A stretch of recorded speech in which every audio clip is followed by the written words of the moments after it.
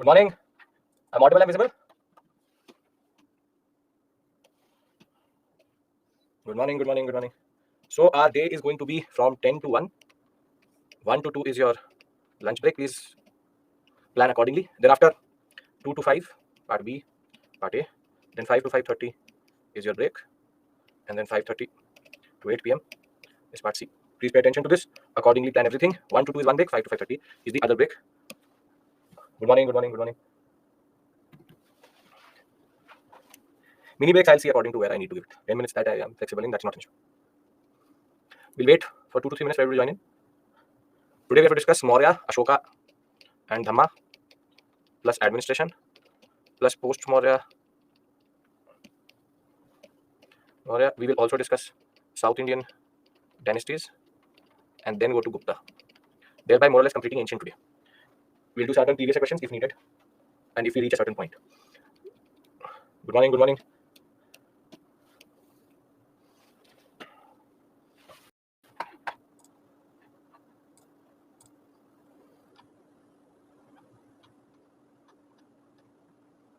Good morning, good morning, good morning.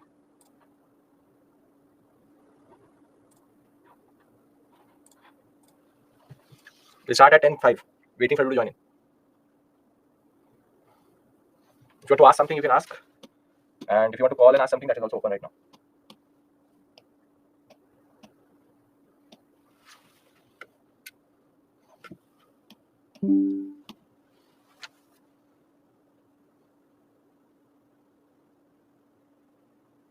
That is basically not the way it is. See, 5 plus 5 plus 10. This is projected out of ancient medieval and art and culture. Can be 3 plus 3 plus 5 also. That is totally on the paper how they divided it. And in mains, you have 1 to 3 questions for sure out of art and culture. So the problem is that you can't ignore ancient medieval because 10 to 6 questions are out of ancient medieval. Over and above that, when we talk about art and culture, for writing an answer of art and culture, you need to know ancient medieval, because if you don't know ancient medieval, you will never be able to write an answer. This is the basic mistake which students do, because if you are writing introduction for any art and culture question, you would have to write the historical context. And if you don't know the historical context, then how do you write it? Gayu, you would have received Nitin Singhania plus PPT for art and culture, and R. Sharma and what we call as Satish Chandra plus Bipin Chandra. I've already, I think this is your first class, Gayu, because you're asking something which I discussed last week itself. That is why PPT plus NCERT is a must, is a minimum. Thereafter, R. Sharma, Satish Chandra, or beat anything is for reading, not for learning. So you have to make sure that you are going through the PPT plus the NCERT's new ones. And if you're actually going to R. Sharma, Satish Chandra, Bipin Chandra, your whole NCERT is also covered. So PPT plus NCERT is bare minimum you have to do. That means you don't need the terms to write an answer of art and culture. See, I'm telling you one thing very, very straightforward, and in a way that you should not be a utilitarian when you're preparing. When are you giving the examination? 2024, maximum 2025. If you're going to become this type of a utilitarian, that I will do this for this much, this for that much, then it will not work, because UPSC is now becoming more and more vague. So any day, you have to do everything once for sure. Thereafter, what you emphasize on is totally your call. But if you are already having this mindset that I will only do this much, I will only do that much, that will never work generally. So if you start to cut down in UPSC, then automatically everything will start to get cut down. I give you, see, once we are done with ancient, I will give you a strategy to go for ancient 1 year, multi-year. I will do that. First, let me finish ancient. Just because there are terms, you can't run away from something. Tell me one thing straightforward. Because you have to learn articles, do you leave polity all articles? Because you have to learn all the name of the forests, the national parks, and the dams, and the mountains, and the rivers, do you leave all of that? Because you have to learn something, do you leave that subject itself? Then why are you doing that for history? That, okay, I have to learn maybe 50 terms, and that is why because of these terms, I will leave history itself. This is the problem. And the students who will leave ancient and medieval will never be able to write good answers of art and culture, because they will always be clueless where that period is. So they will ask you about Gupta and Chola. For example, the latest question was what? That how did the Guptas and Cholas contribute to art and architecture? If you don't know who are the Guptas, if you don't know where are the Cholas, or there are two types of Cholas, then you will never be able to write any answer. So if you are ready to learn something in other subjects, if you're ready to learn something else in other subjects, then why are you leaving it here? This is the problem. Need to change this attitude. You will do this in art and culture also. You will say, I'll not do dances, I'll not do music, I'll not do theatre, I'll not do martial arts, I'll leave everything because terms are there. That makes no sense. Those are straightforward, very, very simple questions. Maximum facts are 50. And as it is, I'm not asking you to learn them in a month. I'm asking you to learn them in 365 days. Even if you don't have that much, you still have close to 200 days. That is more than enough to actually revise and study history. The problem is about priority. You can learn each and every, for example, article, or for example, mountain, or for example, river, for example, anything, everything. But if you're not ready to learn about your own culture, which is equally relevant for your interview, then there's a problem. That's a mental block then, which you need to remove. That's it. Shiva, it will come. Don't worry. There is a certain issue with regards to that. It will come. Don't worry about that. Okay. So, our story starts where we left it yesterday. We already discussed Alexander's invasion. We already discussed the concept of the different polities, and we have to start with Ashoka plus his administration plus Dhamma. Now, very simply, Yesterday, what we did was we tried to understand how their northwestern border was stabilized by an understanding with the Seleucid Empire. We also discussed how there are Greek sources for the Chandraguptan period or Bindu period because of the fact that there is a major connection with this sector itself, the Seleucid Empire. Now we need to understand what makes Ashoka so important, what makes Ashoka generally a person which we talk about so much. So the discussion we need to have is that there's one episode which everybody quotes, there's one episode which is considered a major turning point in ancient history, and then we have to talk about his administration, which is centralized. I have to discuss what is centralized and decentralized, and then his Dhamma. So let's talk about Ashoka. Everybody ready? Can we start? Yes? Okay. Now we all know Ashoka for one standard story, which is that Ashoka fought the Kalinga War, and after looking at close to 1 lakh people dead and 1.5 lakh people injured, Ashoka's heart changed. But if you reel back a little bit, there is a way in which Ashoka projects this story, because we know about this story through Ashoka only, because he had a very good tendency, a very sophisticated tendency of writing everything down on his edicts, but that has its own politics also. Now it is believed within different traditions that either Ashoka had 9 brothers or had 99 brothers. The number may vary in between these two, but what we believe is that he killed all of them to come to power. Now the question is, why didn't Ashoka's heart change here? When he was killing his brothers, he did not do anything. Now, he did multiple wars before Kalinga. Still, his heart did not change. And even when 1 lakh people were dead, why not at 50,000 his heart changed? Why not in between the Kalinga war his heart changed? Nobody is denying that his orientation changed. Nobody is denying the fact that he may have been a changed man. But why is that when it suited him, he was an Ajivik, and once the empire reached its maximum strength and territory, then he said, now no war. See, people tend to talk about Ashoka's conversion to Buddhism. Rather, it's not even conversion. Ashoka's understanding of Buddhism is basically his Ashokan Dhamma as a religious philosophy. That Ashoka discussed as a religious philosophy. I argue that it is not a religious philosophy. And there's a new literature which is arguing this in the same way. It's a politico-religious philosophy. In the sense that till he needed to kill people, he was an Ajivik. Why did it suit him to be an Ajivik at that point of time? When he actually needed to expand. This is the expansion phase. Why does he need to be an Ajivik?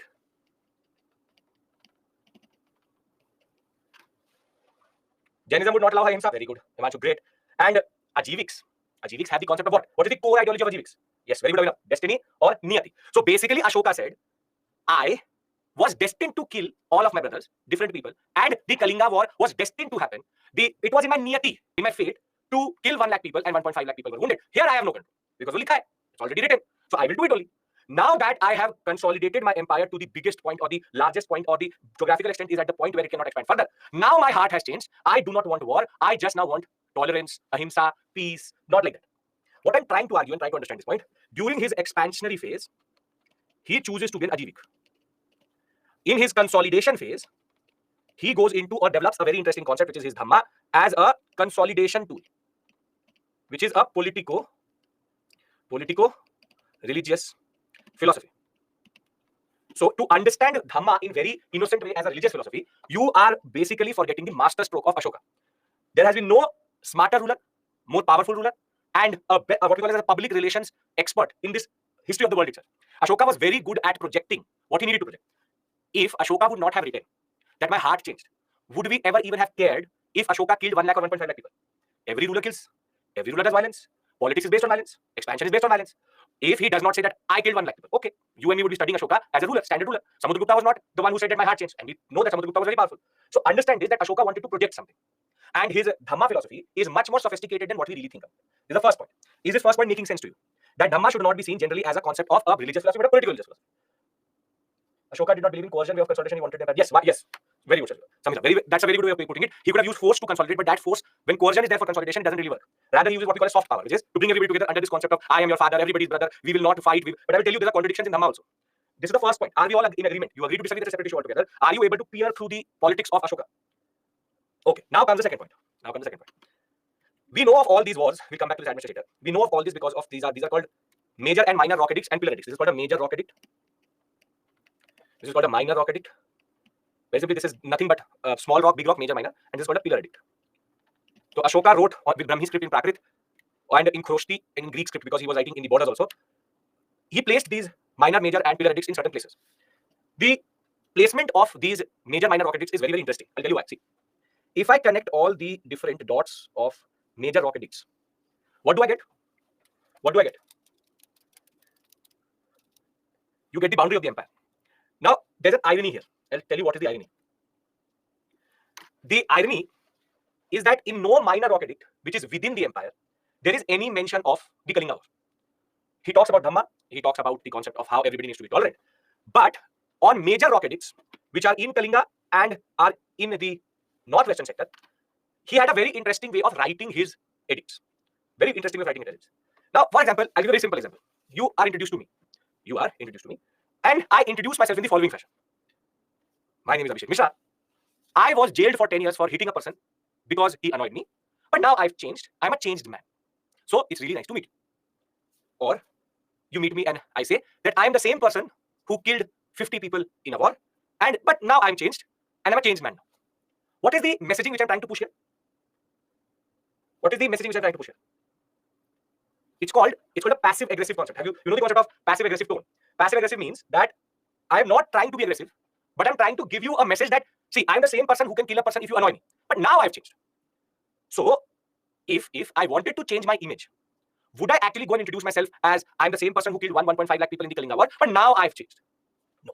Basically, on his orders, Ashoka very strategically, this is why I call him a public relations expert, very strategically pushed in this message that do not mess or do not think I'm a peace-loving ruler, or do not think that this Dhamma has made me weak. I'm the same person who fought the Kalinga War. I can kill 1 lakh people for expansion, and this is what is the message which everybody reads before entering the Mauryan Empire.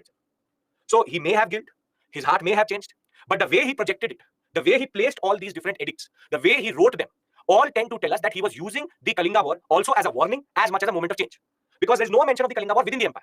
It's only when you're at the boundary, before entering the empire, you will read this major rock edict, and it will very simply say that this is the way I was, and now I've changed. I have one edict translation. Do you want to see how he wrote, or do you want to see how he actually put in the passive aggressive message? Very good. Now see, this is the edict which is in Kalinga itself, and I'll read it out to you. And you see how he places words and how he actually creates a certain narrative. 8 years after becoming king, I conquered Kalinga. About 1.5 lakh people were captured, and more than 1 lakh of the people were killed. This fills me with sorrow. Why? Whenever an independent land is conquered, lakhs of people die, and many of them are taken prisoners. Brahmins and monks also die. People who are kind to their relatives and their slaves and servants die or lose their loved ones. That is why I am sad and have decided to observe Dhamma and to teach others about it as well. I believe that winning people over through Dhamma is much better than conquering them through force. I am inscribing this message for the future so that my son and grandson after me should not think of war. Instead, they should try to think about how to spread Dhamma. Dhamma is a bracket word for Dharma. Now, tell me one thing. If I remove this part here, if I remove this much, does it really actually do any difference to the message he's trying to send? If I remove this part of the inscription, would it actually make any difference to the message he's trying to send? No. This is called passive aggressive messaging, wherein he's trying to warn the person who's reading that I am also the same person who's done this, but now I have changed. See, Ashoka was not the person who gave up war. He's not the person who actually gave up war. He introduced a concept of what is called, I'll tell you, I'll write it down for you, which is the concept of, one second, yeah. This is the concept of just and unjust war, righteous and non-righteous war. Now tell me one thing, who decides what war is righteous, what war is not righteous? Or what war is just, other one is unjust?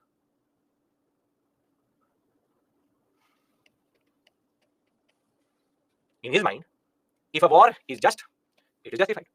In his mind, if the war is unjust, it is unjustified. So very simply, he did not give up violence.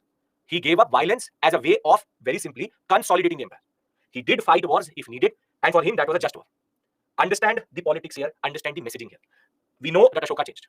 We know that Ashoka had a change of heart. We know that he got influenced by Buddhism. We know that there's something called Dhamma. But people tend to talk about Ashoka in the concept of a religious person. He became a very religious person, talked about a concept of what we call as religious transformation. His way of life changed in the way that he shunned war.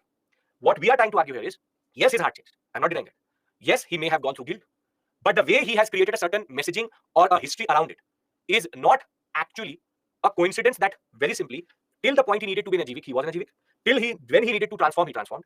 So the timing of everything is very, very, what we call as convenient. That expansionary phase, Ajivik, everything is written down. Consolidation phase, political religious philosophy of Dhamma, consolidates everything, keeps everybody together. So in international ways, international relations, if you want to use that term, it's called hard power, soft power. Very simply, initially he is using force, and that is necessary to expand the empire. But once he needs to consolidate the empire, rather than using the threat of force, he rather says that I am the same person who can use force, but I choose not to use it. So his way of messaging was interesting. And Ashoka knew that we would be reading it. Ashoka did not write the edicts for himself or the people who were alive at that point of time. Ashoka wrote it for the future, which is an extremely sophisticated understanding of existence. Ashoka very simply knew that the world will either see me as the one who destroyed Kalinga and killed 1 lakh people, or they will see me as a person who transformed thereafter. So basically, his transformation story is the one which takes precedence over what he did before it. So very simply, nobody is asking you this. You don't have to go and tell this to the examiner. You don't have to go this and talk to the interview or talk in the interview like this. You don't even have to go and argue with anybody.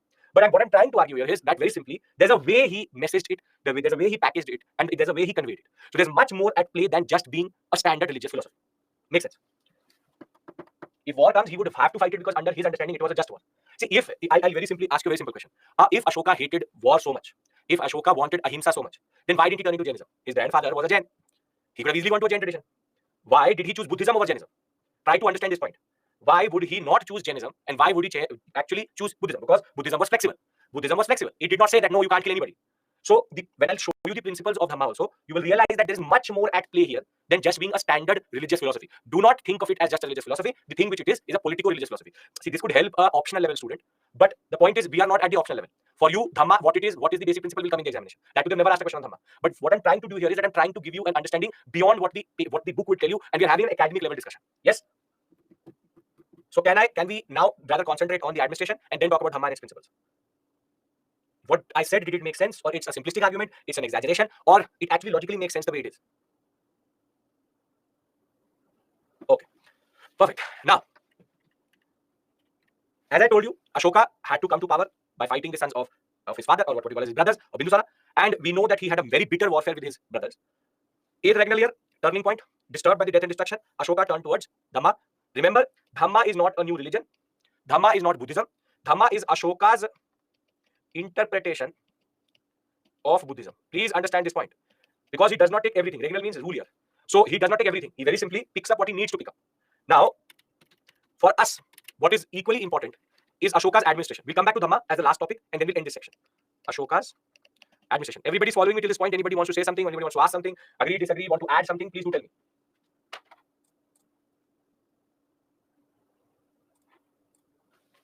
Sure, Vivek, if you want to put it like that. Okay.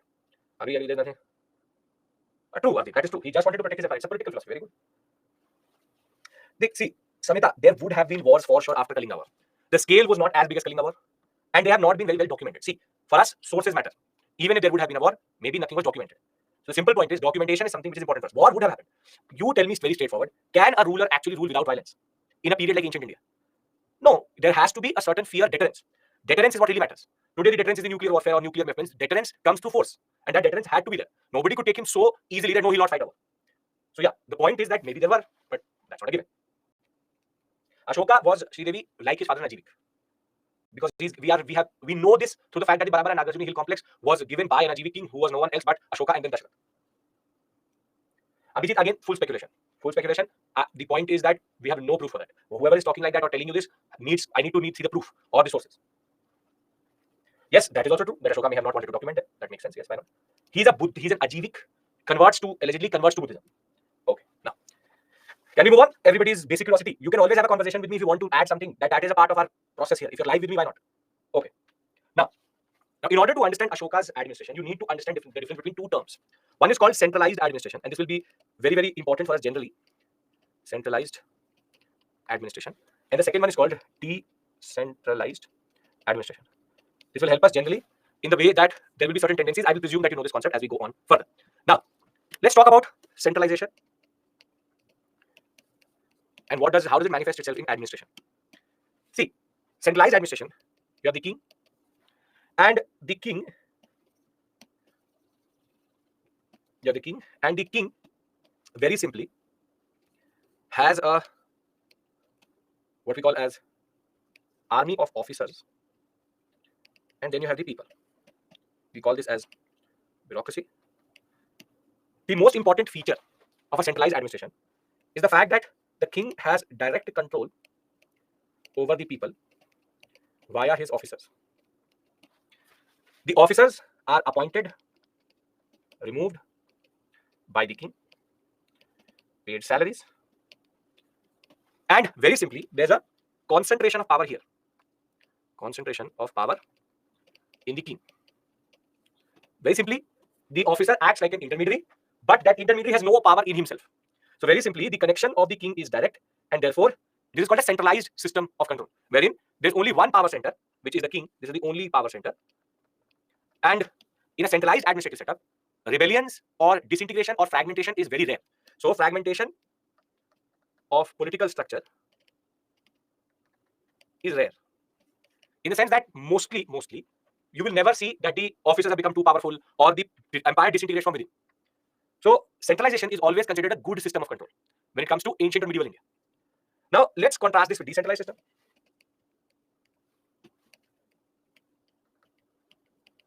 When we talk about decentralized model, it is a very interesting way in which power is dispersed.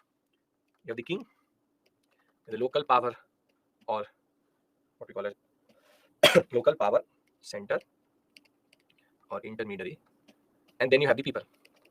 Here, the most interesting characteristic is king controls the local power centers and the local power centers control the people. Very simply, there is no direct connection, no direct control over the people.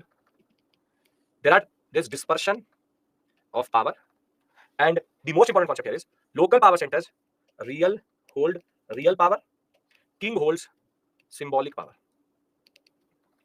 So mostly in this type of a setup, they are not powerful enough to displace the king. So accept the overlordship,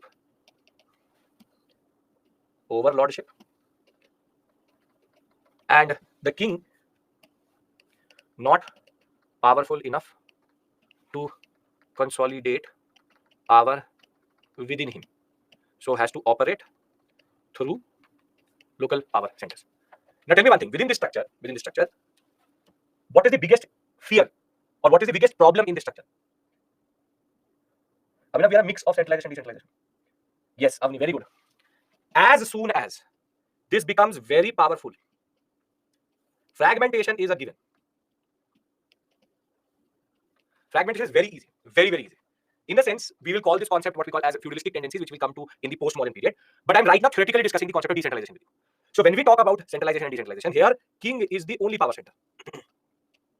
But in decentralized model, there are multiple nodes of powers, and fragmentation is mostly rare. But here fragmentation is inherently inbuilt to it. So why are we discussing this right now? Because in ancient India and in the history of modern, what we call as in history of India itself, the only fully centralized state was Mauryan. Is Mauryan.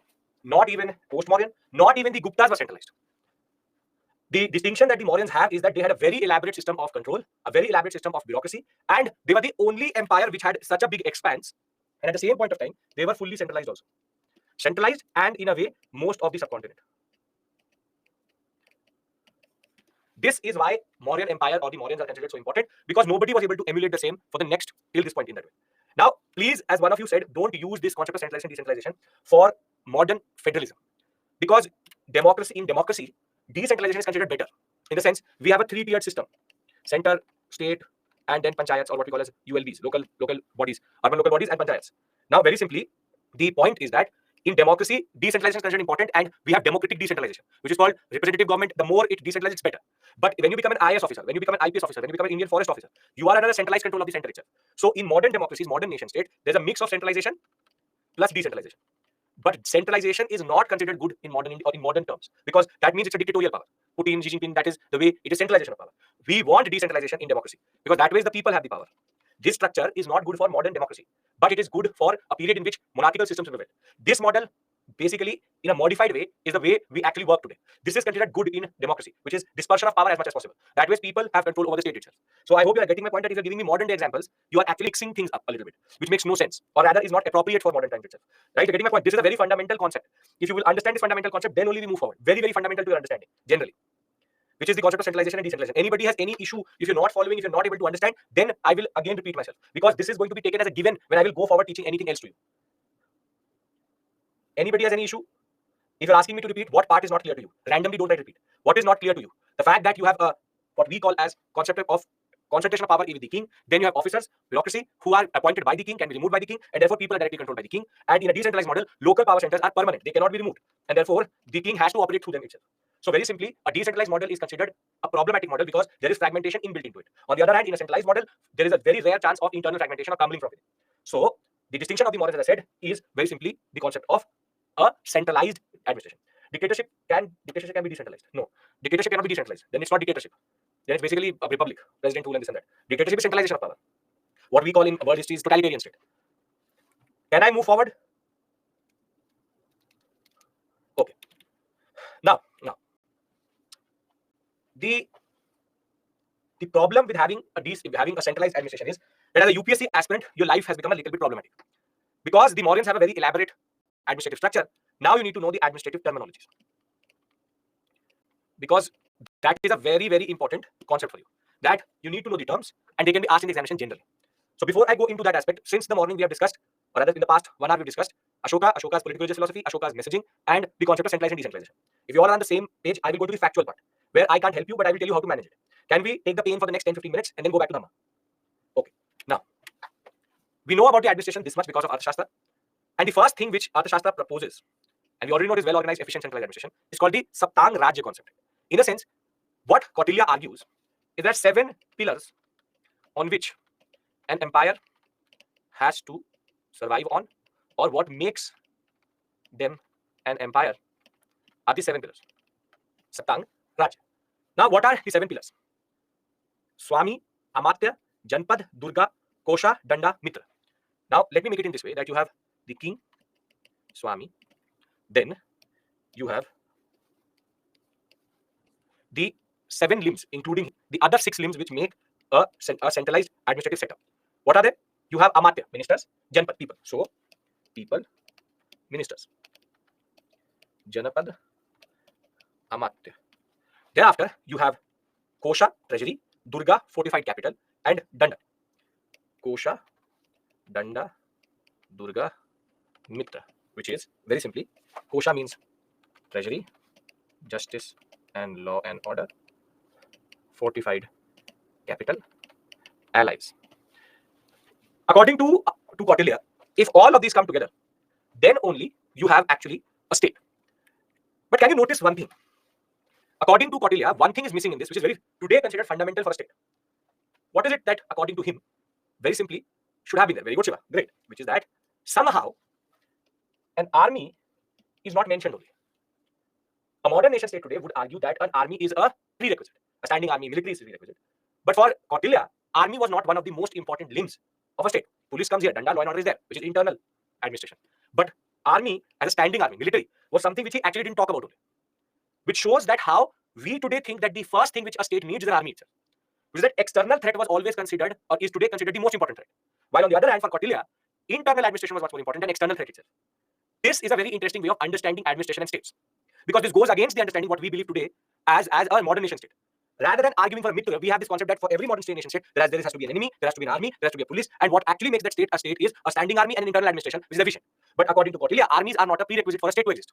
That also is basically a reflection of what was the politics at that point of time. The power of the Mauryans was so much that nobody was ready to challenge them in that regard. But the point of the matter, if you're able to understand, is that for us to understand this worldview, we also need to understand the historical context, which is better. The better concept is not there. Today's world is different and ancient is different. Try to understand this. Not everything has what we call as applicability in the modern context. This is a period in which nobody would touch the Mauryans. So he thought army is not necessary. However, today the geopolitics is different. So there are 2 different concepts itself. This is called chronologically being incorrect. What we are today is very different. What Ashoka was very, very different. So you need to know the different, what are the limbs of the Saptang theory, and you need to remember them generally. Anybody has any issue here?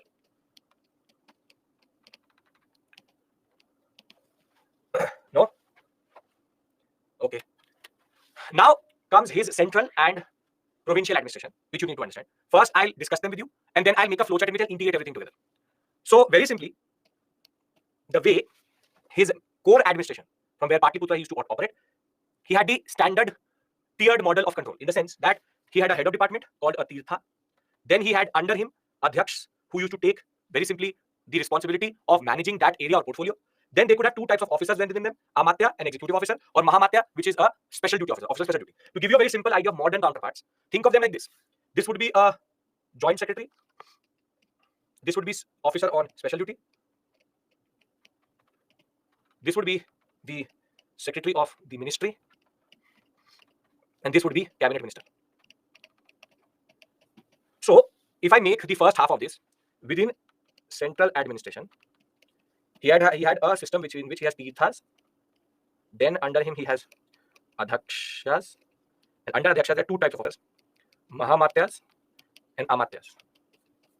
They are ministers, they are in charge of portfolio, they are executive officer, and they are special officers. Anybody has any issue here? Very simple, but the painful part is coming, which is to learn the Tirthas and the Adhyakshas and the Mahamatyas and Mahamatyas. Right? Okay. Now let's go to the provincial administration. We know that there were 4 provinces within which the whole empire was divided. Uttarpath, Avantirath, you have the Panchapath and Dakshinpath. Basically, one center was Takshila, other was Ujjain, the other was Tosali, and the other one was Dakshinpath, which is towards the Swarnagiri, which is towards the Maharashtra sector. So 4 provinces were there. So there are 4 provinces. They would be managed by governors. So there are 2 types of governors which would be there. One a Kumara, the other one a Aryaputra. Kumar is the son of the king, if he is the governor, and if a governor is a relative of the king, he is called a Aryaputra. Ashoka, when he was the governor of Takshila, would be called a Kumara or Aryaputra. He would be called a Kumar. Very good. Now, because he's the son of the king, the sons of the king are called Kumar, who are basically governors. So 4 Kumars would be there as maximum, and 4 Aryaputras would be there because there are 4 provinces only. Thereafter, you have urban and rural administration.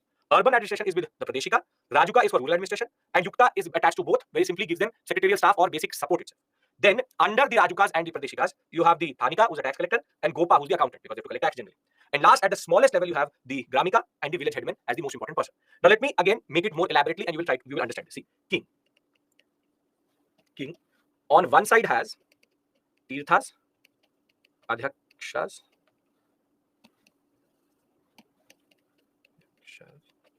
then Mahamatas and Amatyas. And on the other hand, he has Kumaras or Aryaputra. Under the Aryaputra and Kumaras, there are 2 types of officers, Pradeshika and Rajuka. Under the Pradeshika, Thanika, Gopa and Yukta. Thanika, Gopa and Yukta. And under them, they would have Gramika and Gramika. The way it is divided is, this is central administration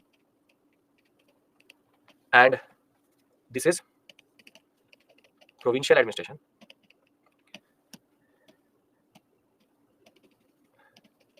This is urban, this is rural. Makes sense? Are you able to see why do we call them a centralized empire? Is this making sense? These are the terms which you have to learn. Comes in the examination. Already they've asked Pargana Subha Sarkar previously. So you need to know Pradeshika, you need to know Rajuka, Thanika, Gopa, Yukta, Gramika. Is this making sense? A lot of you are silent. Have to be more clear. Yes. Okay. This is the first hurdle. How to learn is to very simply make these flowcharts multiple times. The names are not very difficult. Tirth, Adhyaksh, Mahamatyas, Pradeshika, the name itself tells you, Rajuka, Yukta, Gopa, Thanika. You have to just write them multiple times. Thereafter, you will understand them. The way to learn always is multiple revisions. So you have the administration at the central level, which is Tirtha, Adhyaksha, Mahamatya, Amatya. And then thereafter, you have a whole set of officers at the provincial level. Provincial level, 4 provinces are there. 4 provinces are there. So you would have 4 Kumaras or 4 Aryaputras. And no, either Kumara or either Aryaputra. Cannot be total 8. It could either be 2 Aryaputra, 2 Kumara, 2 this, that combination is on the king. The maximum number of Kumaras and Aryaputras can be 4. And thereafter, there are multiple Pradeshikas, multiple Rajukas, and this is like the ministerial staff for him. They help him in administration. So Thanika is going to be tax collector, Gopa is going to be accountant, Yukta is the one who has basic, what we call as basic staff help, scribes and everything who help the Pradeshika. If you want to take a modern example of this, very simply, this would be a Sarpanch. This would be a Sarpanch. This would be your IAS headquarters. This would be an DM Sarpanch. This would be governor. Here, as I said, cabinet minister, secretary, joint secretary, and officer on special duty. Now, does it make sense?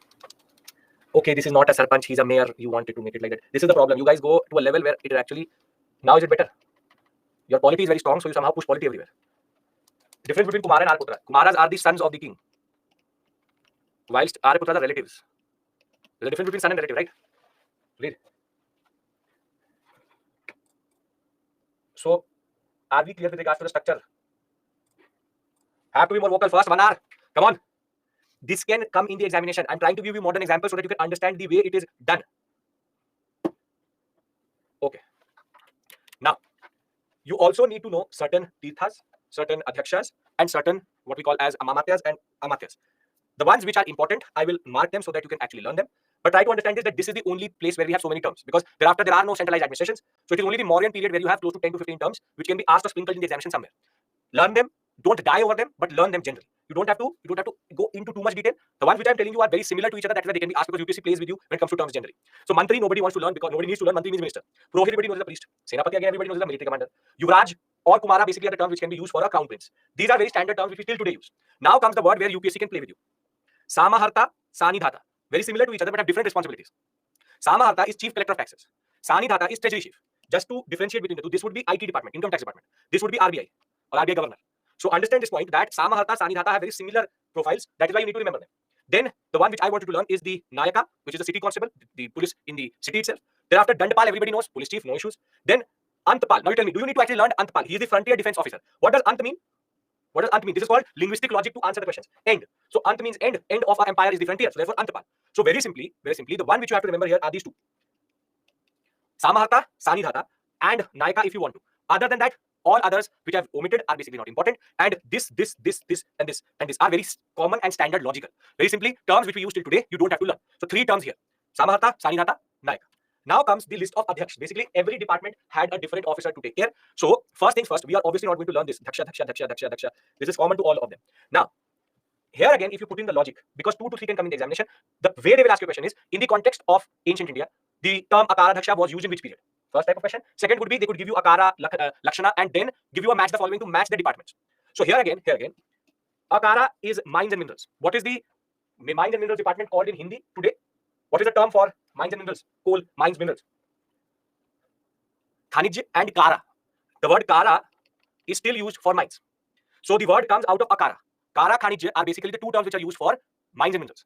So here again, if you know the term Kara, then you can come to Akara. Okay. Then Lakshana. If you remember later Vedic period and thereafter Mahajanpadas, I gave you a list of words which have been used for coinage. And one of that word was Lakshana, minting. So again, link to it in that way. Further, Panya, the ones which I'm marking are important. Panya, trade and commerce. Thereafter, Sita Dhaksha, crown land. Where does the connection of Sita comes with crown land? Why is it called Sita Dhaksha? Yes, the fact that goddess Sita was the daughter of Earth. So Sita Dhaksha, crown land. They basically get connected in that way. Throughout history, the word Sita has been used multiple times so as to refer to land because of that connection. Okay. Shulk, come on, tell me, do you need to really learn this one? Shulk is customs and tolls. Till today, Shulk very simply means customs and tolls. Thereafter, the last one I want you to remember is Patana, ports. So there are 6 terms here which you learn first, and once you learn these one, then only you move to the next set. So Akara, Lakshana, Panya, Sita, Shulka, and Patana. These are the ones which you can expect in the examination generally. And the fact of the matter is that the Akara, Lakshana, Panya, Sita, Shulka, and Patana, these words again will help you answer in the examination. There has been no direct question from this area. However, we need to be prepared. As I said, the only hard factual area of ancient India generally. So you have Tirthas, Adhyakshas. Thereafter, last thing which I will ask you to remember are called Mahamatyas. They are officers on special duty. Here, the one which you have to remember is Dhammamatra. He is an officer who spreads the concept of Dhamma. Then Dona, Mapaka, Mahamatya. Assessment officer. Dona, assessment. Other than this, again, learn these terms first, then go to the set which I have not marked. Because these are the terms which are more plausible to be asked if asked. Then, not to learn something here, but just to tell you that there was a judicial department. They had courts, both civil and criminal. And there was also a spies department in which they had different, what we call as spies. Espionage was very common, in which they used to spy with, or used to spy there with their frontier states itself. So he knew a lot about his frontier states because they also had a secret agents or spies agency. With this, the painful part over, which is administration. Administration, just provincial and central. Number of terms are maximum 20. Have to remember it, no escaping from that. Is this clear? This is the structure which you need to remember because this can be asked in the examination. Thereafter, other than that, it's not an issue generally. You can concentrate on the concept of learning the terms in a systematic way. So can we move on? And this part, I hope you will be able to manage to do it over the next 5 to 6 days. Systematically learn 1 term each day and you will automatically learn without any issues. So are we on the same page with regards to what to do with all these terms? My role is to tell you how to learn it. Other than that, you have to learn it. There's no other way. Only 2 terms in Mahamatyas. Yes. Come on, everybody. Pritesh, you've called and then you've cancelled. You have a doubt? You want to talk to me? Yes, no, if you say yes, then I'll call you back. Anybody has any doubt? Because then I go back to economy society, Dhamma. This needs time, as I said. I'm not asking you to learn it today, systematically. Maybe by the time we end the course, it will help you. Okay, yeah, that is the point, Samishta. That I have collated everything in one place. You don't have to go anywhere else. Okay, now. When we talk about the economy, we know very straightforward and very clear that they controlled everything. But what is interesting is that mining and metallurgy, which is what we call as metals, were state monopoly, which is that the Loha Dhaksha and the Akara Dhaksha, nobody else could produce metal, which is a very interesting way of controlling a state monopoly. And we also know that there were certain products which were only produced by the state, which are called the Rajpanyas. For example, salt could only be produced by the state. Only produced by the state. So very simply, in the economy, the level of centralization comes out in the same way that we're able to see that everything was controlled very, very heavy-handedly, but also in a very centralized way. We know of different taxes also. You have Bhaga, which could be 1/4 to 1/6. Tell me one thing, this term, has it changed over a period of time? No, it's the same. Nitin, I haven't took the yesterday's class. I can take today's class and I need to look. There is a recording which will be available for 7 days. You watch yesterday's class. What we're doing today is independent of what we did yesterday, but it is connected because there's a general progression. So, Bhaga is a term which persisted. Then you have Vartani, road tax, Nishkarma, export tax, Vishti. Now, this is a very interesting type of tax. Now, Vishti basically is a modern day equivalent or the modern day concept. You go to a restaurant, you eat a lot, don't pay the bill. Then, when you are washing the utensil, you are doing Vishti, which is doing a tax paid in forced labor. Till the point you do not just very simply don't clear off your debt, you have to work for the person as a bonded labor. That is Vishti. That's it. Rajpanya are state monopoly commodities. Right? Okay. Now we know that they were still using punch marked coins. And the Jatak stories give us frequent references, which are basically Buddhist stories, give us very frequent references of large amount of traders, commodities moving around at this point of time. The Mauryan rule gave a lot of security to internal external trade, so it blossomed also. We have trade with West Asia, Central Asia, Egypt, with parts of Saudi Arabian Peninsula, with Southeast Asia also. And from Rajgriha to Kaushambi to Allahabad, what is Prayagraj today, all these were very well connected through road, Uttar Path and Dakshin Path, and the waterways also. Now, when we talk about the society, just economy, there's no real change other than what was there in the Mahajanpada period. Society is where we see something very dangerous developing in the Indian subcontinent. See, if you go by Megasthenes, he divided the whole society into 7 stratas, which is philosopher, farmer, herdsman, hunter, artisan, soldier. But the problem is these are occupations. These are occupations. We already know that the fold 4 Varna structure is there. But the most dangerous thing which developed during the Mauryan period is untouchability. Untouchability as a practice started during the Mauryan period, which is that within the Shudra community or with the Shudra community, there was further social exclusion in order to now add this concept purity, and the worst of the worst practices in the Indian subcontinent, which is untouchability, comes in the most powerful empire at this point of time. When we talk about women's position, equally low and subordinated to men in that sense, freedom was second to none. And what we see further is that wage labor is something which you already saw, which is Karamkara. But bonded labor and slave labor still persisted. So when we talk about society, before we go to Dhamma, society, the most significant development at this point of time is untouchability. Untouchability developed within the Vedic Brahmanistic fold. So when I'll give you a summary, this is the most important social development and the worst of all in that regard. So we have now covered the political, economic, and social. Anybody has any issue here? Because then I go into a pure discussion of Dhamma, and then we end this topic. No? Anybody any issue? It was a gradual progression. It's how did it develop? It's not that it came on one random day. It developed as a part of the concept of purity within the Varna system itself. Okay. Can I move forward? Have to be more vocal? Yes or no? The break is coming once I cover Maurya. Okay. Slave labor, Vishti, labor, 3 types. Yes, in a way, yes. Commissioner, yes. Okay.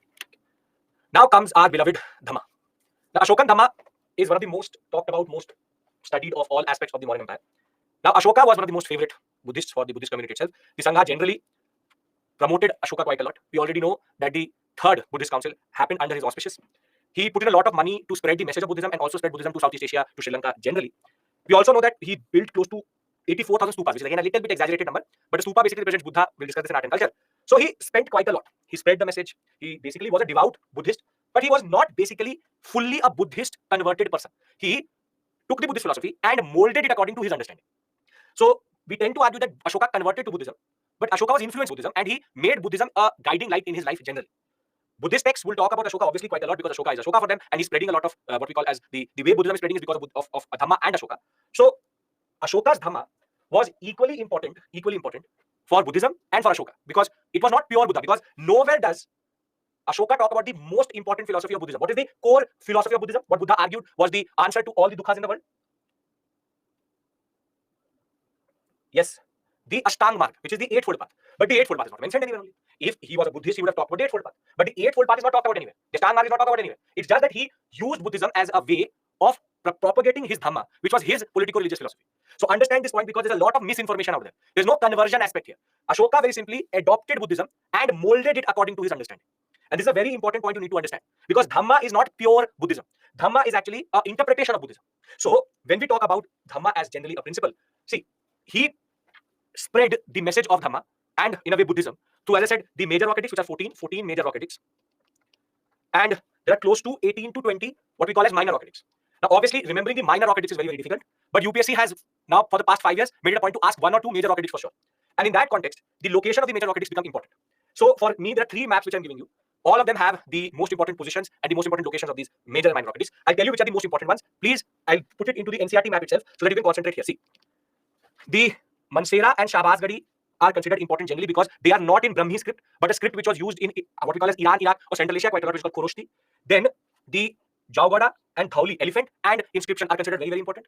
Thereafter, the Musky inscription is considered very, very important because it is in Musky inscription that we find the first reference to the Ashokan epithet, Devanam Piyadasi. Devanam Piyadasi, the meaning that it is Ashoka was actually found in the Musky inscription itself. So, the Sopara and Girnar are the ones which are generally on the outskirts. So, the Mansehra, Shahbazgadi, Kandhar, Dhauli, Jaugoda, the Sopara, Girnar are one of the most important inscriptions which you have to remember because the locations are important. If you add Kalsi to it, you will have all the major rockets in that sense. I have one more map which is there in this was the 6th class map. This is the 12th class map. Again, Mansehra, Shahbazgadi, Kandhar, Girnar, Sopara, Jaugoda. Then you have Shishupalgarh, but you will also have here Dhauli. That is why the different maps are different ones, and Kalsi. The distinction of these is that they are in a different script. They're a different script. I will show you that script also. They are in Brahmi script. They are in Khoroshti script. See, in India, the mother of all scripts is Brahmi. And over a period of time, all scripts, be it Devanagari, be it Bengali, Malayalam, Tamil, all have evolved out of early Brahmi. And the one which he used, because you tell me one thing, if I write in France a signboard in Hindi, does it make sense? Does it make sense? No, because they can't understand it only. So, very simply, he wrote it in a script, Khoroshti script, which had Greek language on it, so that the people in this sector could understand what he's trying to say. So, in Mansehra, Shahbazgadi, and Kandhar, he did not use Brahmi, but rather used Khoroshti Greek language.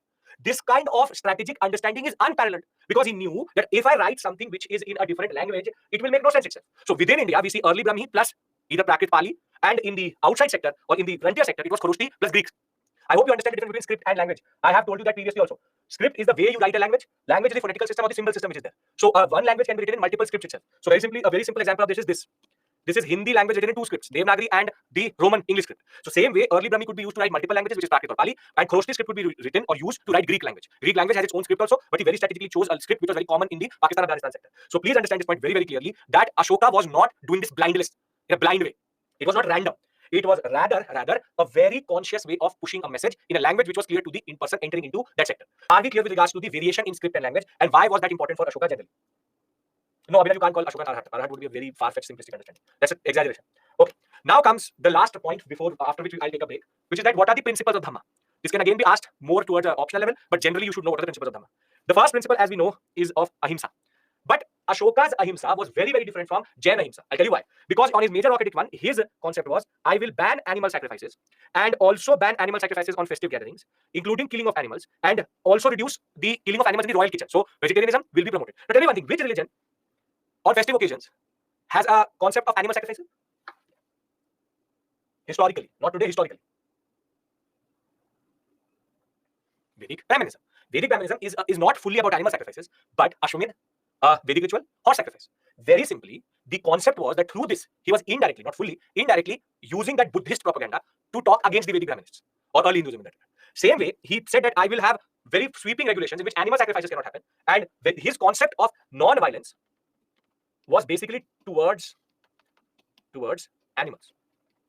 The second principle, which he used or which he talked about, was the concept of good social conduct, which is that ceremonies performed by people, especially women, on the occasion of illness, marriage, and birth should also be discontinued. Again, which is the religion at this point of time which has emphasis on rituals and ceremonies on different occasions of life? Again, Vedic Brahmanism. So are you getting my point to say that, or are you able to see that Dhamma is basically a jibe on the Brahmin community? That, okay, you're doing ceremonies, I don't like that. You're doing rituals, I don't like that. And therefore, not explicitly pushing it as a Buddhist agenda. He's just putting it into edict saying that I discourage it. And for him, Ahimsa was not Jain Ahimsa. It was a very flexible Ahimsa on how he wanted to understand non-violence. Further, Ashoka's Dhamma was also about mutual respect and the concept of having good relationship between different religious communities. If your empire has Vedic Brahmanism, Buddhism, Jainism, Ajivikism, 4 major religions, would you want tolerance to be an important principle? Yes, you want to be, because that is the only way you can consolidate. You can consolidate by asking for and talking about tolerance. Then he went further to argue that I have not fully renounced war, but I have redefined war to righteous conquest. Very simply, any war which is for the right reason is a righteous war. Any war which is for the wrong reason is a non-righteous war. Just and unjust war. Therefore, not fully shunning up war, but very simply, I will only fight if it is the right war itself. Then he created a whole cadre, we already know, the Dhammamatras, who went on spreading the message of Dhamma itself. And last but not the least, he said that I believe in going around talking about peace rather than going around basically instilling fear. So Dhamma, if you look at it, is based on 3 basic principles: Ahimsa, social conduct, and tolerance. All very, very important at this point of time for consolidating an empire. Now, something which you will not find in books, something for which you would have to go to an extreme length to actually find it. I have given you in these two slides the 14 rock addicts and what is their message. Now, many a times they ask you this, but I want you to use it in the essay paper to write better answers for any other subject. See, tolerance, religious violence, the concept of conflict, and the basic way communities fight. This is extremely relevant for modern India also, or for what is happening today. So, in an essay paper, you can write how Ashoka talked about something 800 years ago, and we are still having issues with that. This type of answer, this type of approach is going to be extremely important for you, because if in the essay paper you write historical context, it will actually help you quite a lot. So understand this point. You don't have to learn the ones which you have to learn, I'll tell you. But generally, you can use it in your basic understanding to write better answers. For example, see, Rock Addict 1 said prohibition of animal sacrifice fishing, not important to us. Then Rock Addict 2 said construction of different tanks and all mentions. Now, this is an important edit because it mentions the three most important southern polities which we are going to discuss after the break itself, which is Chola, Pandya, and Kerala Putras. He does not use the word Chera, remember, and Tamrapani, which is Sri Lanka. It is in the Rock Edict 2 because this has been asked examination which edict talks about the southern kingdoms or which are mentioned in the Rock Edict 2. So this is very important. Then 3 is respect Brahmins. Then 4 is preach non-violence, the concept of Dhamma Gosha, which is the sound of the Dhamma. Then 5 is humane treatment of slaves, appointment of Dhammamatras. 6 is all people are my children, all men are my children. The concept comes from 6. So you only have to remember 2. Then you have to remember 7, which is tolerance amongst other religions. This is a very important edict which you need to remember and can be used in the examination also. 7. Then 8, Dhammayatras. 9, discontinue rituals. 10, Dhamma, evil. 11, doesn't matter to us. 12, again, very important. People live in harmony and peaceful coexistence. Very, very interesting way of putting it.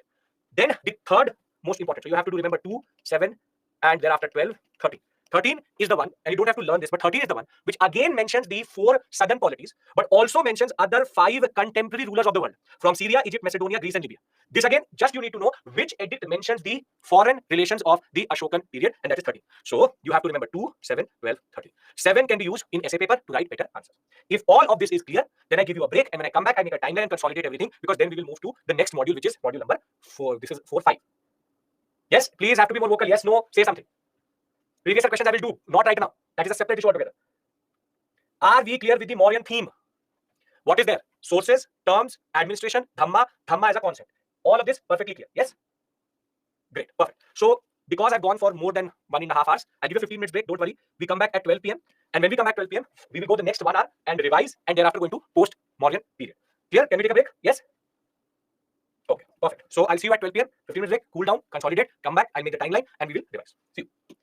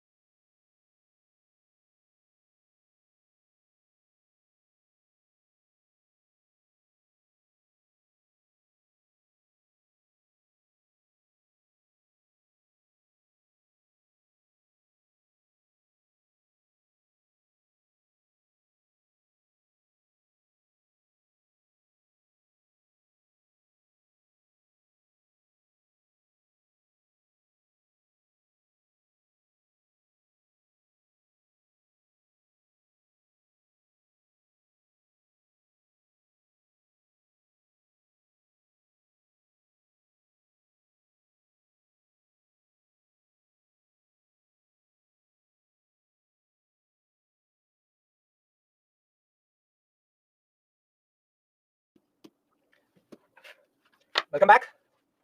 Okay.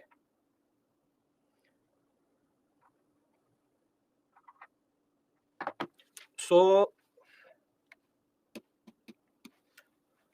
if you want to call and talk to me, Pritesh, we can do that. If you want to call, ask something, because then I give you a question. If you have to write, see, Shamishta, the problem is you first you don't have to write about contributions of Ashoka, because the question is going to be most probably a MCQ question.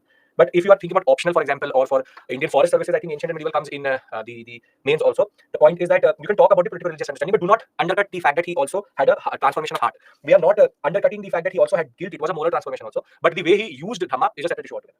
Right? These are two very different things which you need to understand. Anybody who wants to call and ask, Pritesh, you've sent a request, but now you are not telling me if you want to talk or not. Okay. No, I think Indian Forest Service, not optional, has ancient. Indian Forest Service mains GS paper, the general studies paper, has ancient medieval also questions as subjective questions. I think some of you would be preparing for Indian Forest Services. They could confirm that. Previously, a lot of students have emailed me. See, the point is ancient medieval for prelims, which is UPSC. Civil service examination is mostly objective, but Indian Forest Services, it is also subjective, objective both. Okay, no doubt. Can we revise? Can we revise? Yes. Okay.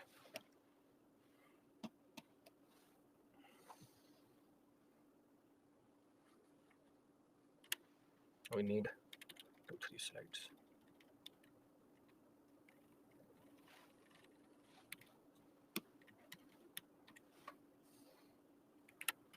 Okay.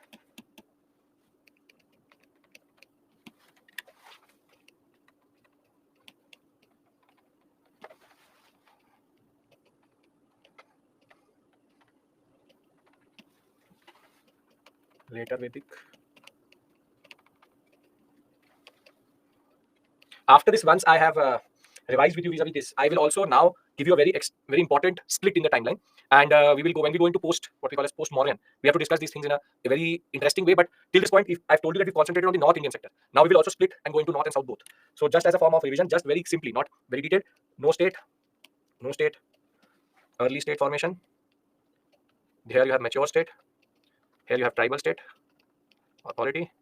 Here you have territorial kingship, monarchies and oligarchies, centralized monarchical system. Thereafter, simple society, complex society, egalitarian, occupationally divided. Then no rituals, and burials, naturalistic. Thereafter, you also have fire, hunting, gathering. You have microliths, domestication of animals. Here you have agriculture, sedentary life, and you have surplus. Here you have agri plus hunting plus gathering, and trade, internal and external. No trade. Pastoralism. Women, men. Then comes the more Vedic Brahmanism, fourfold Varna, agriculture. Women are subordinated to men. You have taxation, hereditary kingship, but no currency. Mahajanpada currency, punch marked coins. New religion, no trade, internal and external trade. And Mauryas, centralized monarchical systems. You have elaborate bureaucracy, but the most important, untouchability develops. Other than that, internal external trade still there. Punch marked points. Anybody have an issue here? Dhamma, if you want to add, you can write Dhamma. This is a more informal, but again, I think it would have helped you consolidate what we've done till this point. We have finally reached from 2 million BCE to 10,000 to 4,000 to 2,600 to 1,500 to 1,000 to 600 to 324 to 184 BCE. Yes? Anybody has any issue, you want to call, you want to ask me something? Because till this point, then I will presume everything is clear in your mind. Yes, no, something.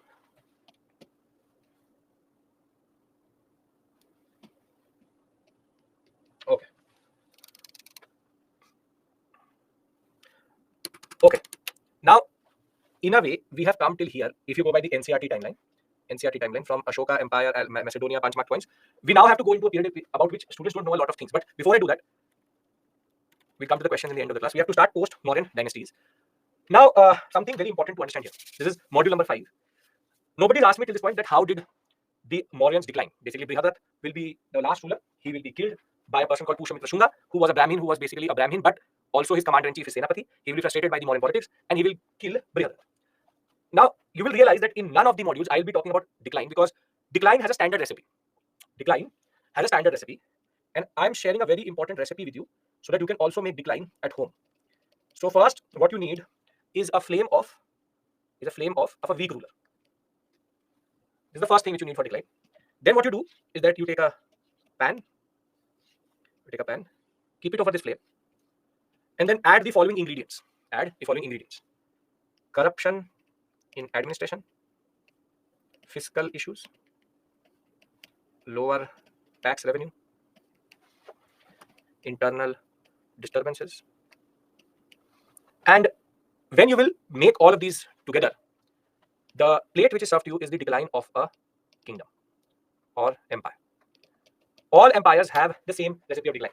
Weak ruler, corruption in administration, fiscal issues, lower tax revenue, internal issues, and swadanusar, as much as you want, you can add even external warfare, external factors. It's about how or what type of dish you want to make. In certain dishes, the corruption in administration may be a problem. In certain dishes, the fiscal issues may be a major issue. In certain dishes, the fire called the weak ruler is very, very problematic. So this dish, it is universal. Decline of Gupta, decline of Kushanas, decline of Sakas, decline of Shungas, decline of the Mauryas. Everybody's decline is like this only. Everybody declines like this only. So very simply, the point is that the heat matters, how incompetent the ruler is, and how much frustration there is. If you can want, you can also add the fact that there can be one more dish, which is frustration in society. Frustration in society. For example, the frustration which was there at this point of time was the fact that the politics of this Dhamma and all did not go very well with the different sections of the society. And therefore, the Brahmin somehow was a Senapati and he killed Brihadat, saying that this type of politics makes no sense only. The administrative setup, see, what happens is it's a domino effect also. When the ruler is weak, automatically administration becomes more and more weaker. And when it will become weaker, it will become more and more corrupt. And therefore, it will in turn also lead to fiscal issues because people will start to put money into their pocket and the treasury. And at the end of the day, internal issues will emerge and external factors will also play a role. External actors will thereafter also start to act in a way so as to destroy the empire itself. So to the question, how do empires decline? I hope now you are in a position to answer. And very simply, if they give you 5 to 6 different options, you will be able to identify. They all come in the same category. They all come in the same concept itself. Are we clear with regards to this? Yes? Because I'm not going to have a discussion with regards to decline of anyone. Because I've already told you what is the standard strategy or standard pattern which emerges before any of these empires decline. Are we clear about this? Because then I enter into a what we call as a zone where there is not 1, but 2, but 3, but 8 different players which will emerge in the Indian sector. And here I need your imagination also. Here I need your concentration also. So can I move forward? Yes? Okay. Module number 5. R.S. Sharma has 3 chapters. The Central Asian Contact, Satavahana, and the Dawn of History in Deep South.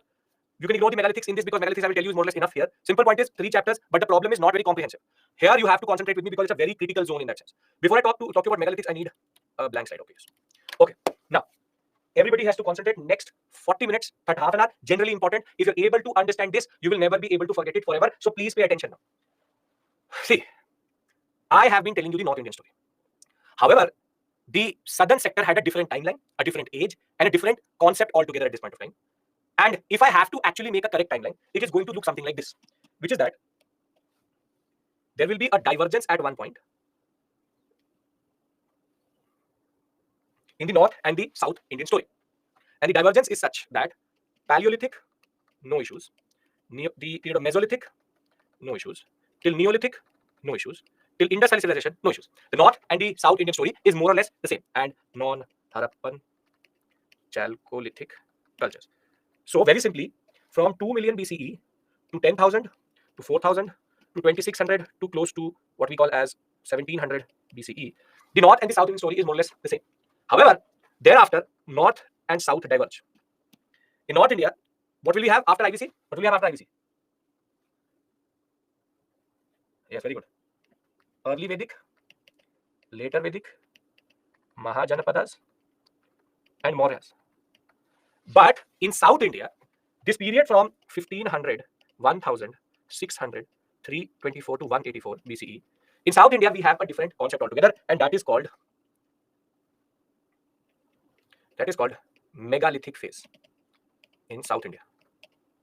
And by 200 BCE, rather not 200 but 300 BCE, we will see the first proper state formation in South India, which is called Sangam age. It's called Sangam age. So very simply, the concept is that I have not been talking about the megalithic phase in South India or even the Sangam age in that regard.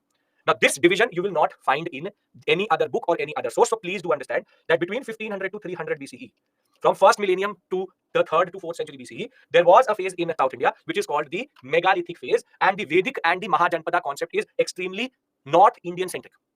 So now that I have basically reached 184, 185 BCE with you, now I'm pivoting away and going to discuss the South Indian sector with you. And the process is going to be, we only go to post-Maurya once we have discussed megalithic and Sangam polities, and then our story is going to be complete in that sense. Is this making sense to you? Is it making sense to you? That in a way I have been shielding one sector with you. Now I want to create the larger picture. This is a very, very important slide for you. Please pay attention, and this can answer most of the questions. If you've been with me in Modern India previously, or it is your first interaction with me, timelines can help you answer half of the questions. Just knowing where what empire is, where what period is, you can answer half of the questions. So just knowing the chronological sequence of history can actually help you quite a lot. So now let's discuss megalithic. Now, when we talk about megalithic, the reason why we call it megalithic is because they have a very interesting feature. The feature is that these cultures who have iron technology, are agro-pastoral, are complex society, had a very interesting characteristic, a very interesting feature, which is that they used to bury their dead in elaborate burial structures called megalithics, which is, mega means big stone burials.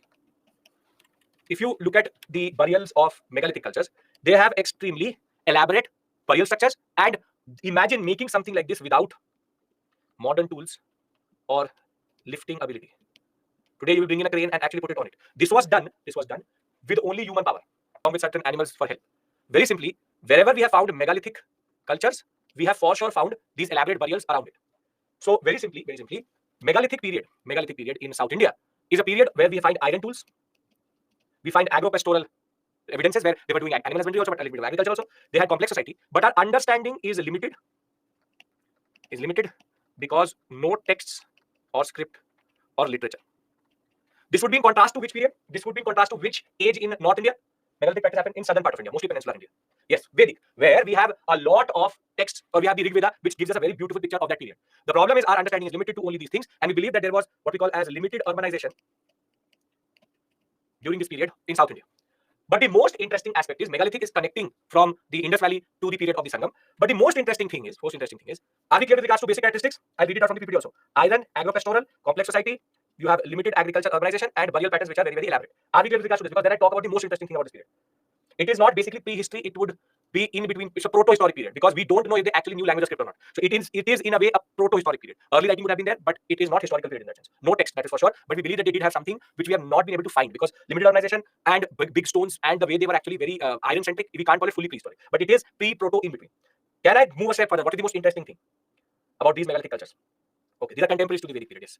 Now, see, in North India, there's a pattern. The pattern is stone, copper, iron. Am I correct or am I wrong?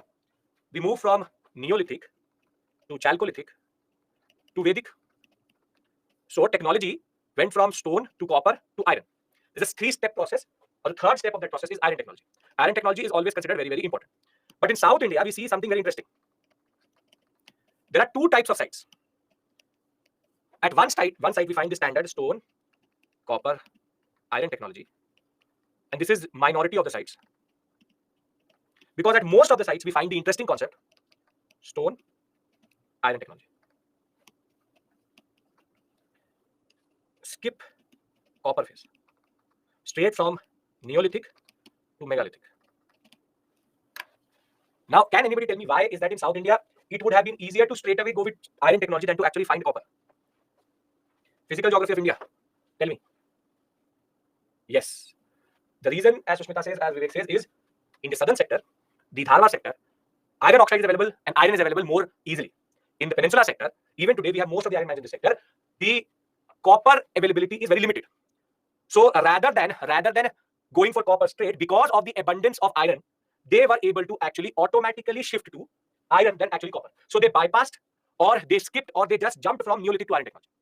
This distinction is not there in North India. North India, we have seen a standard stepped pattern from stone to copper to iron, but in South Indian sites, it is not necessary that you will find a stone, copper, iron gradation. It could be stone to iron automatically.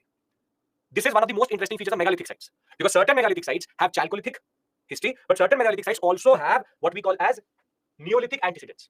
So some places we find what we call Chalco to mega, and in some places we find Neolithic to megalithic. Are you understanding the significance and the reason? Again, quite logical, because of the way we have deposits of different minerals in India. Yes. So let's consolidate all of this through the PPT itself. See, megalithics are frequently connected with the iron technology in peninsular India. The word megalithics comes from the word megas, which is great, and lithos, which means stone. It is linked to a burial practice. Megalithics or megalith cultures had different monuments with large and very big slabs of stone to celebrate their dead. In the Indian subcontinent, most of these sites have been found in the Vindhya, Aravalli, and even meaning in the northern sector till the Aravalli range, and in the deep south quite a lot. The structures are quite ingenious. For a optional student, you have to also learn dolomite, this, that. Here for GS, you don't have to learn that. The subsistence pattern site of megalithic culture was that we found food grains, we found artifacts. Most probably they have agropastoral, which is that limited agriculture was also there, hunting gathering was also there, and pastoralism was also there. And we found iron, gold, silver, copper, bronze. And the most important characteristics or the importance of megalithic is that it actually links the Sangam period with the Neolithic Chalcolithic phase of South India. It is a missing link between this period. But the most interesting aspect is, it should be noted that in South India there has been no copper or bronze age, but only the iron age that emerged straight after Neolithic age. One reason may be the paucity of copper against iron sources which are available in the Hyderabad, Kurnool, the Bellary, and the Dharwad districts of Karnataka, Salem, and Tiruchirappalli district of Tamil Nadu, because they have a lot of iron deposits very readily available to them. So there can be Neolithic to megalithic, and there can be straight from stone to iron. So very simply, South India does not actually take the same pattern as North India, and therefore the megalithic sites which have been marked by the NCERT are the sites of what we call as Brahmagiri and Adi Chalur. Adi Chalur, as it is, has been in the news quite a lot previously, vis-a-vis being a site where we are finding more and more understanding. So whilst we have Mehergarh and Burzahom and Kodiva and Chiran, which would go through a copper phase and then to an iron phase, Brahmagiri and Adi Chalur could straight away go to iron. And that is the most important distinction about this whole period itself. So when we talk about our timeline, this is the phase of iron technology in South India. So anybody has any issue in megalithic? Any issue in megalithic? Come on.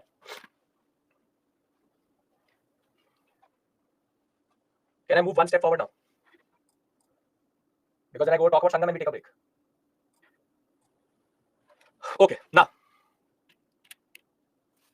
whilst we had the Mauryas in North India, in South India, between 300 BCE to 300 CE, which is basically 3rd century BCE to 3rd century CE, which is a period of how many years? Which would be how many years total? Total how many years? Very good. 600-year period. What we see is what we call as political formations, whose history is written by reading the Sangam literature, and that is why they are called Sangam polities or Sangam age. Basically, 3 Sangam or conferences happened, hosted by one of the Sangam polities themselves, which is the Pandyas, at Madurai, at Katapakatam and Madurai, where literature was compiled. And the literature which was compiled, because it was compiled at Sangams, they are called Sangam literature. And when we read the Sangam literature, we get to know about the Cheras, Cholas, and Pandyas, who are basically the theme and content of the Sangam literature. So very simply, as soon as I say to you Sangam age, Sangam literature, I mean to say the Chera, Chola, and the Pandya. But as the Vedic texts tell us about the Vedic age, Sangam texts tell us about the Sangam age. Are we clear with regards to the nomenclature?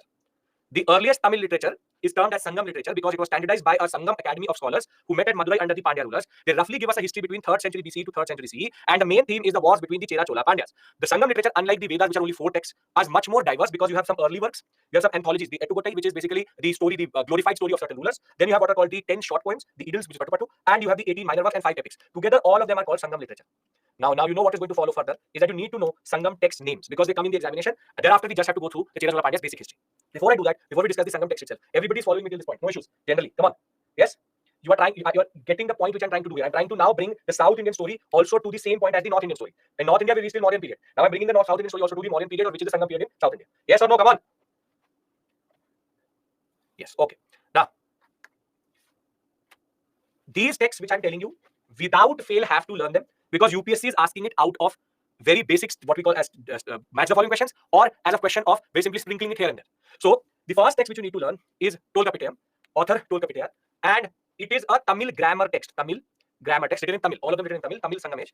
Thereafter, you have Madurai Kanji, and this talks about a very important port which is called Kaveri Patnam and the trade which is happening. So it gives us economic history.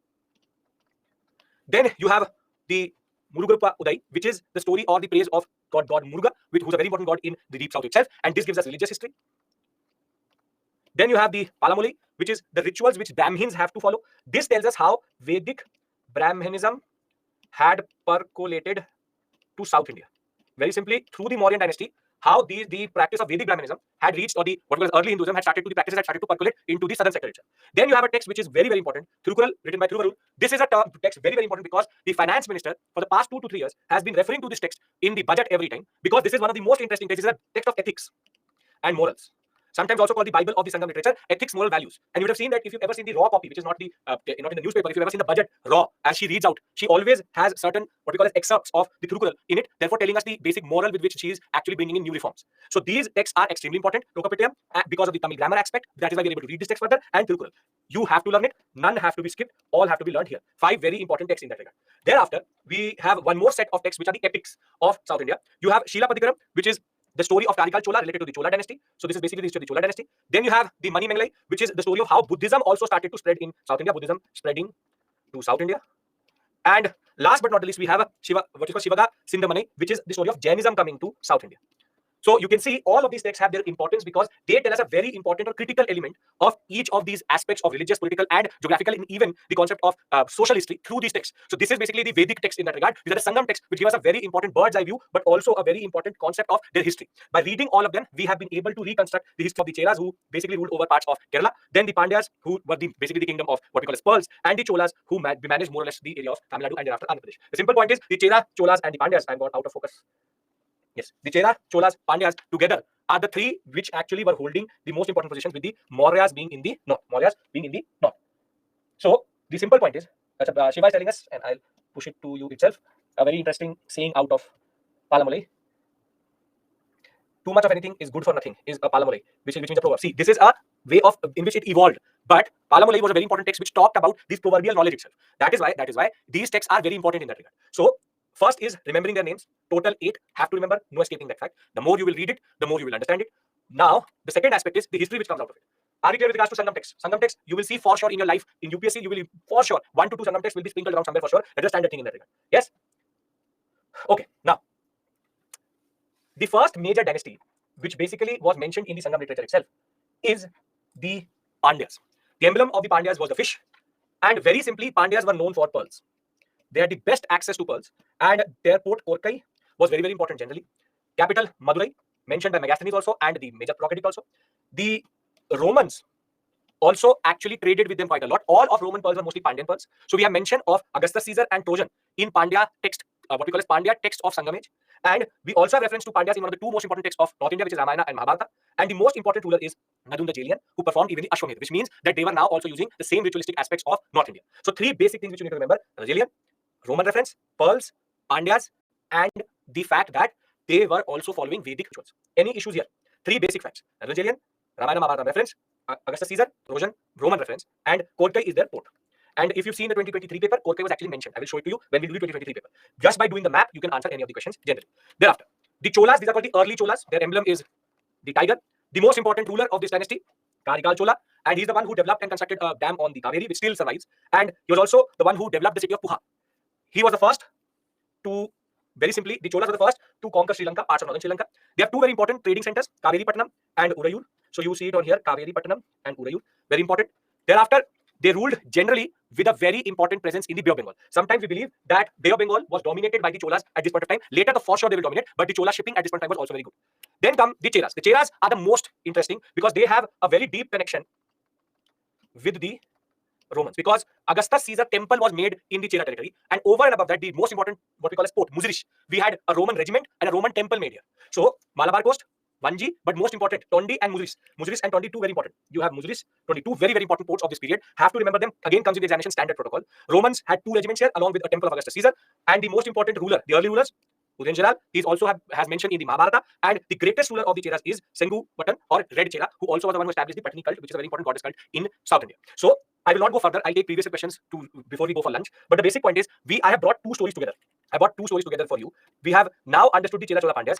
Mauryas we know, Ashoka we know, Dhamma. But when we talk about Sangam politics, when we talk about Sangam age itself, Pandya, who's the most important ruler? Revise with me and then we take the question. Who's the most important Pandya ruler? Come on. Nadunajalian, very good. Who's the most important Chera ruler? Karikal Chola is Chola.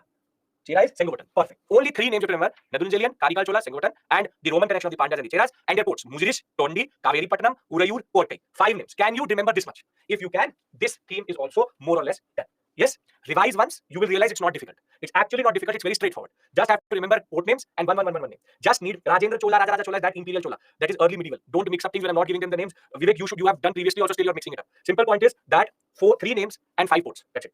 Okay. Can I now take certain previous questions so that we can just now go for lunch? 2 questions I'll take, then we'll go for lunch. Okay, perfect. We had done these. Okay, take this. With reference to the difference between the culture of Rigvedic Aryans and Indus Valley people, which of the following statements are correct? Rigvedic Aryans used the coat of mail and helmet in warfare, whereas the people of Indus civilization did not give any evidence of using them. Rigvedic Aryans knew gold, silver, copper, whereas Indus Valley people knew only copper and iron. Rigvedic Aryans had domesticated the horse, whereas there is no evidence of Indus Valley people having known or being aware of this animal generally. I'm giving you a minute, read it very closely. It's a very interesting question. There was a corrigendum which was also issued. We have to know which are the correct statements. Come on, it should be in front of you right now.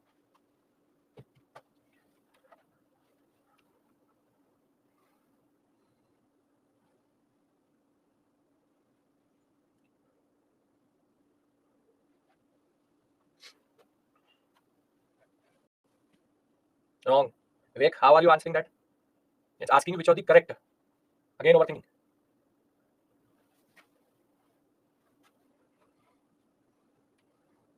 As I thought. 33, 21, 33, 13. This question is a pure conceptual question. I'm more concerned about the 33 and 21%, which is B and C. Tell me one thing. Rigvedic Aryans domesticated horse. No evidence has been found of horse in Indus Valley civilization. Surkotada. Horse remains have been found. Only bones found. So isn't that telling you that they have an awareness of this animal? Why are you overthinking? I told you that Indus Valley people knew about the horse. We have found evidences of the horse. So whoever has marked very simply 3, the point is that you are not either listening to me or not watching the videos in the right way, because some of you are watching the recorded videos. Rigvedic Aryans knew gold, silver, copper. Indus Valley people knew iron. Indus Valley civilization is an iron age. Yes or no? Rigvedic Aryans used warfare and there is coat of mail and helmet. Yes. Indus Valley did not give any evidence of using them. Totally correct. Is this question difficult? Because a lot of you got it wrong. Why? I want to know why you got it wrong. This 33 and 21%. Why are you marking 2 and 3 as correct? What was the logic? Great within perfect. Confused somewhere not mentioned rather one area horse. That is the way archaeology works. So this is it's not Shotugai but Surkotada. Simple point is, please understand this. This is called who are Rigvedic Aryans? Ankit, you've been with me for now close to 12 to 13 hours. Rigvedic Aryans, Rigveda, early Vedic period they're talking about. So either you need revision or you're overthinking. If you need revision, perfect. But if you're overthinking, then it's a problem. A disease for which first you need to understand that you need to be cognizant of the fact that you are overthinking. 2 could have got eliminated automatically. That is a very simple thing. I've been making multiple timelines, one after the other. We just had a discussion about iron, copper. So very simple point. 2 should not, B should or D should not have been the answer. If you're answering B and D, then there's a fundamental issue. 1 and 3 I understand, but 3 also very simply I said in class, horse is there. So very simply, do not become.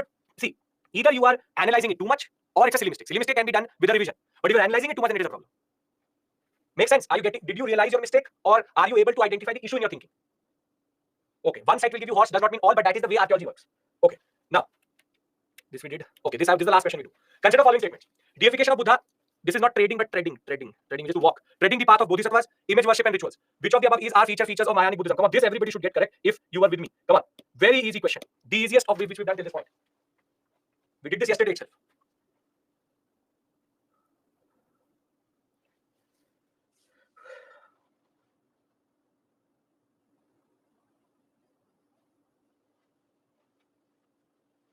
No, Shiva. ASI new findings only will become relevant once they come in NCERT. New findings is something which is coming, but that has to become standard knowledge for you to become relevant for you.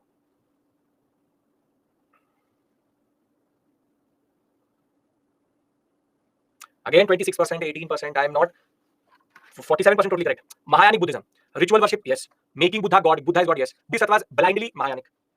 So some people eliminated third, which is idol worship. Some people eliminated first, which is again deification Buddha. Either you don't know what is the meaning of deification. Deification means to make a person god, deity. So all are exact. This is not even an old question.